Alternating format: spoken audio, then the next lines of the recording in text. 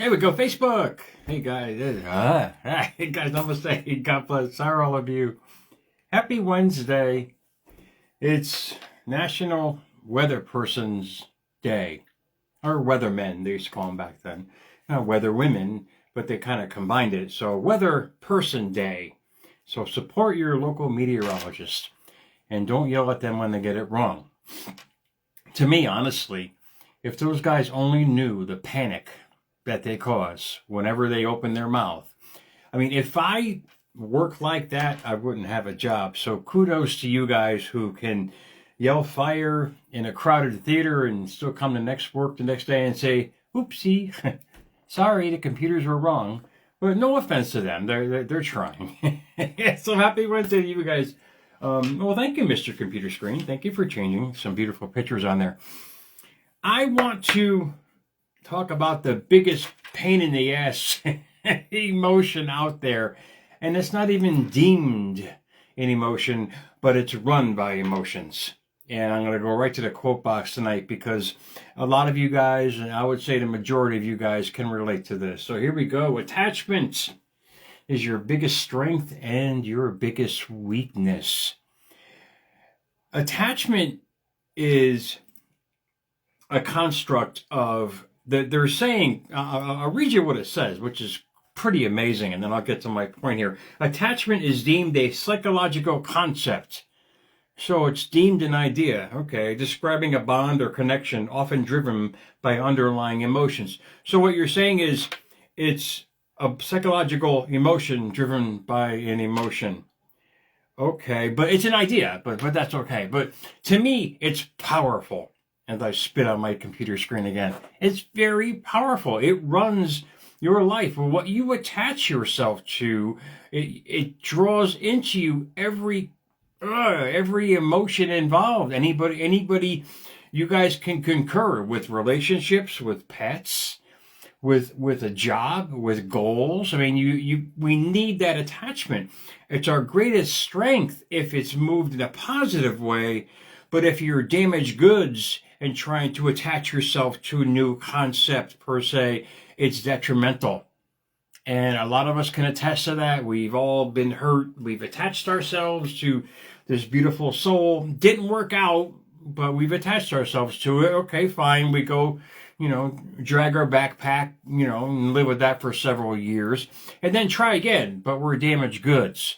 And we just bring the old attachment matter, hence emotions involved with it. What I deem attachments to is your belief system, and which is even more powerful. That's my concept. So, to all the psychologists out there, it's your belief system. If you change your belief, and I'm going to give you two examples of two icons, how they perceived what they attached themselves to, and see if you guys can concur with me on that, because it's powerful. Because you indeed, I recommend attaching yourself to anyone or anything that's positive, especially your passions, your goals. Your passions could be your lover. Who cares? But if it's a positive attachment, not out of one of need or wanting, because wanting, see the difference. And I say want, you can't get what you want, you only get what you are. Wanting is the bad word here. Wanting is the lack mentality. So if you're attaching yourself to a new person out of the need to fill a void, it's going to be detrimental. All I'm saying is what you attach yourself with, you become. So why not change your belief system to become a better magnet to get attached to whatever you're trying to bring into your life? That's the whole point. And here is two examples of two icons on how they approached attachment. Because when you guys understand how attachment works, and we all kind of have the basic construct of it, but when you realize it's completely and utterly run by your deep operating system of emotions, most importantly, your experiences and your memories. And when you start understanding that, you'll realize what kind of attachments you're attracting. You want love, but you're still pissed off at the 5 other people that hurt you years ago. Or you want success, but you believe wholeheartedly and deeply, but you won't say nothing, man, that you've failed many times. That's what I'm talking about. You're still trying to get something, but you're still trying to get it as the old person. You're using the old operating system. And then you attach yourself to it, and then it fails, which more than likely it will, because that's what you internally believed in, but you won't admit. This is what I'm talking about. This is why people are scratching their head why the same shit keeps hitting the fan, is because we're attaching ourselves to something, someone, or some concept per se, but not prepared for it mentally, spiritually, emotionally, and sometimes even physically if you're an athlete and you're going to kill yourself. But this is what I'm getting at. Now listen to these words. Two iconic people, literally icons. And here's the first one. My years of service to mankind have brought me nothing but insult and humiliation. Obviously, that person's service, he attached the need for validation for it. And I get that. That person was Nikola Tesla. The guy was a genius, but he was still as noting and denoting insecurity. I mean, this is what we all have. We're all the same, man. We just emit different forms of energy. And that kind of mindset ultimately put him in a small apartment in New York City feeding friggin' pigeons every day until his death. When he should have looked at his life, his belief system, as a friggin' genius who I'm using his works right now that changed the world. But this is what I'm talking about. It's when you change your belief system, you can attach yourself to anything, and you're gonna be a magnet to create more of it, good and or bad. Now the next one is from a very pretty quotes, because I used to love her, man. And she has a great concept on love, and it's only going to bring her more love in her life because it's her perception of it. Julia Roberts said, when people walk away from you, let them go. Your destiny is never tied to anyone who leaves you. And it doesn't help them it doesn't say that they are bad people. Forgive me for that. It doesn't say that they're bad people. It just means that their path and their part in your story is over. What she just did was she attached herself to someone for a period of time. And her concept of it was, if it doesn't work out, I forgive whatever happened, or hopefully he forgives me whatever happened. We move on and create a new life. I mean, to me, that just opened the door to a whole host of new loves in her life in a positive way.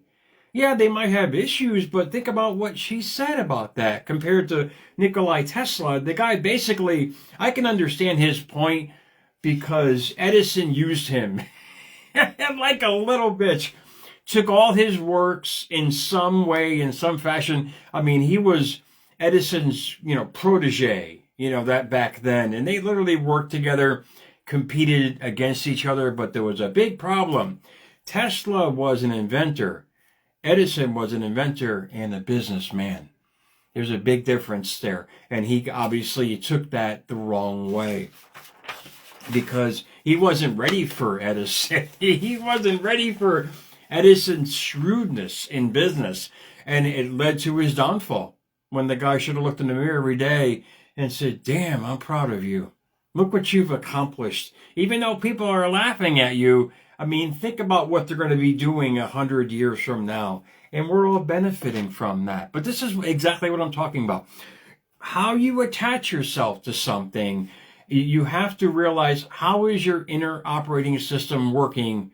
In essence, how are you going to attract it? Are you going to attract it in a good way and or a bad way?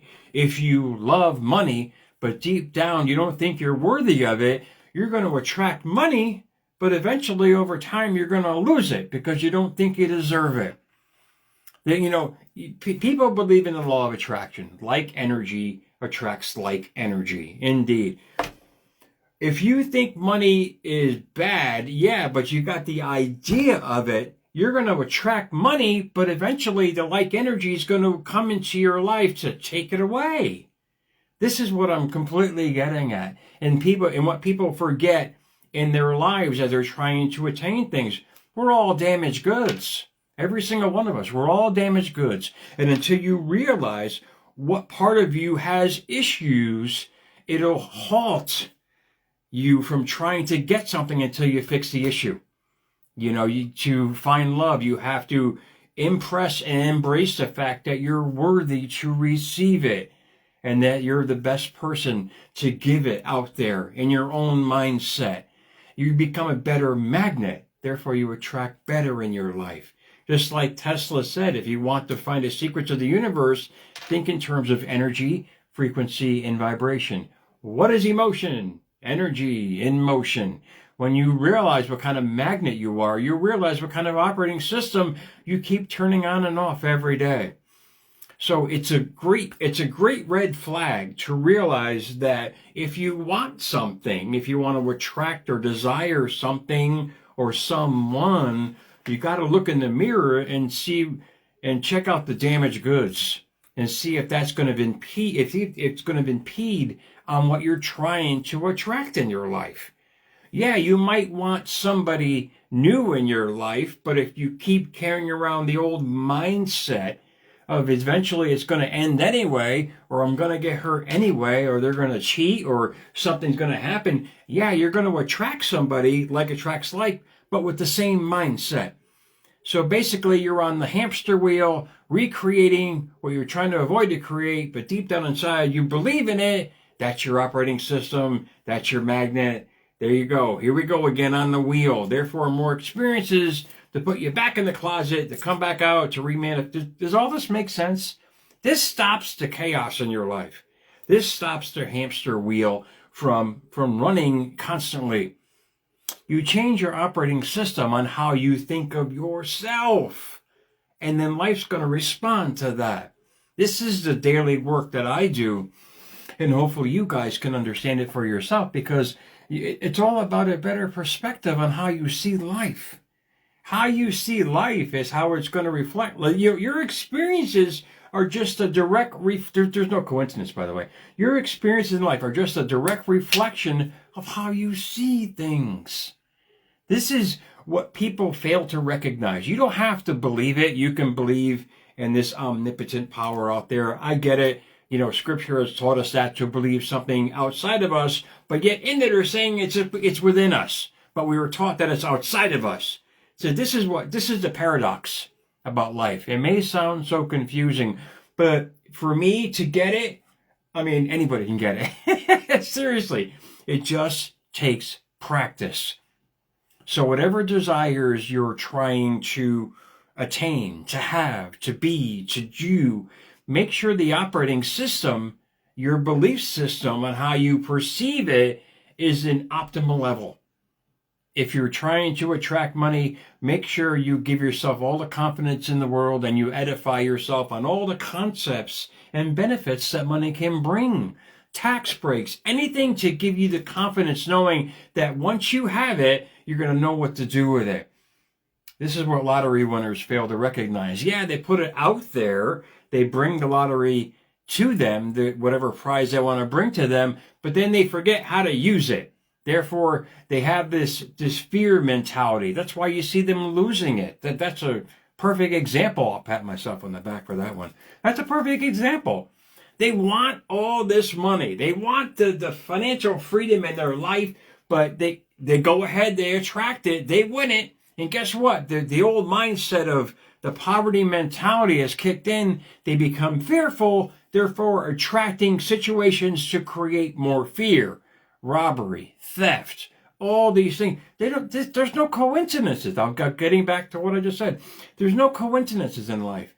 There are only reflections of your inner workings that you're attracting. This is the beauty of understanding the laws of the universe, is you realizing that you have complete control to attract whatever you desire. But how are you going to attract it? Are you going to attract it and attach yourself in a good way, or a way that's going to potentially hurt you? If you're living in fear all day long, you can only attract more fearful events, because like energy is going to attract that same like energy. if you're living in lack all day long, the mentality of never having enough. We're hungry. Food prices are high. Egg prices are insane. You keep speaking that kind of verbiage, you can only create more situations to match it. When you stop verbalizing your thoughts on a because verbalizing is like using a loudspeaker to the universe. What you say, you bring. It's not necessarily as powerful as your feelings, but it's like tooting your own horn to the world on how you feel inside about yourself. This is what I'm talking about, and what I try to emphasize here on America's Mentor. You can't hide from the universe. You may be able to show a pretty face out in public, but your inner workings are your attraction force. If you are trying to attract your desire, yes, indeed, you should attach yourself to that feeling of that ultimate desire and live in the end of it already being here, having it, holding it, counting it, becoming it in all ways, not ways where if I get it, I'm probably going to lose it. Or if she comes, she's probably going to leave anyway. Does this make sense?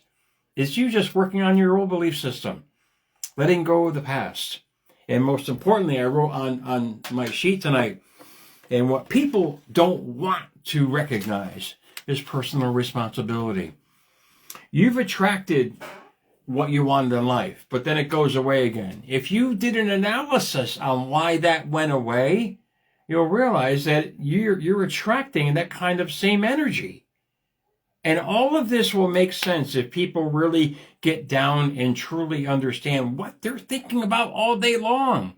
It's these components that changed me in so many ways.